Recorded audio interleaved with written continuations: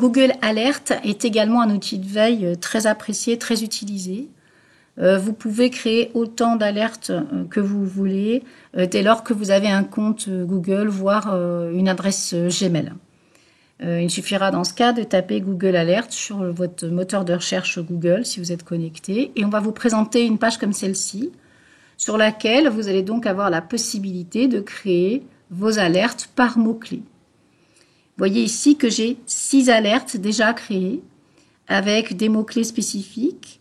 Là, par exemple, il s'agit d'une alerte logiciel GRC que sur un seul site.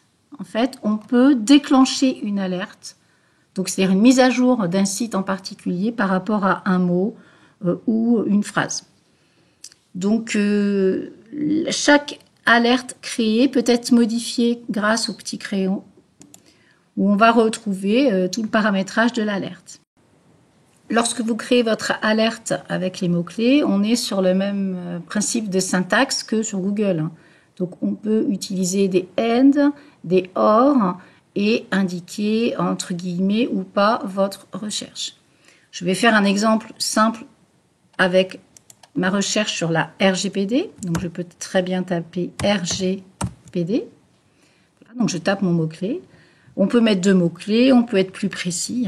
La création de l'alerte ici, avant de cliquer sur Créer alerte, allez voir vos options puisque tout va se jouer ici. Donc c'est là où vous allez pouvoir lui dire combien de fois vous voulez avoir l'information si un site parle de RGPD. Donc est-ce que c'est que quand le cas se présente ou une fois par jour, etc. Donc quand le cas se présente, c'est plutôt plus judicieux. Quelle source vous voulez avoir? En mettant automatique, il prendra tous ces types de ressources-là.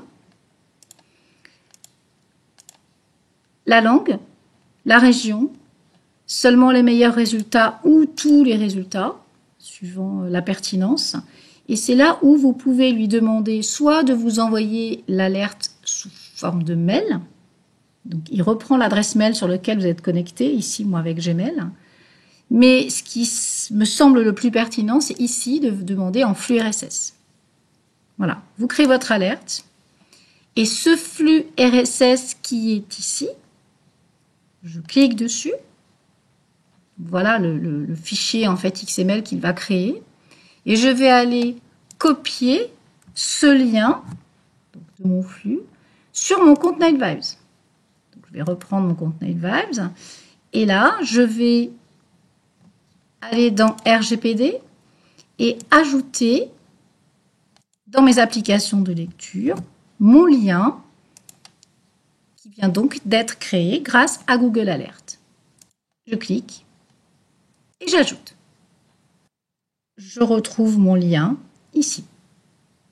Quand vous cliquez sur le nom de votre alerte, mot-clé, on vous sort d'ailleurs toutes les actualités en lien. Vous les avez déjà ici sous forme d'information.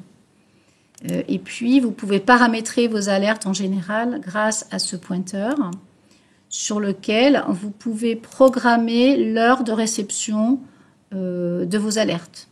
Alors, si c'est sur NetVibes, vous n'êtes pas obligé de programmer l'heure. Si par contre, vous avez fait un retour non pas en tant que flux RSS, mais sur un mail, vous pouvez dire, par exemple, je veux recevoir le mail qu'à 18 h, enfin une heure très précise. Attention au récapitulatif. Ça ne fonctionnera pas si justement vous voulez un flux RSS. Donc, il ne faut pas le cocher si on veut un retour de flux.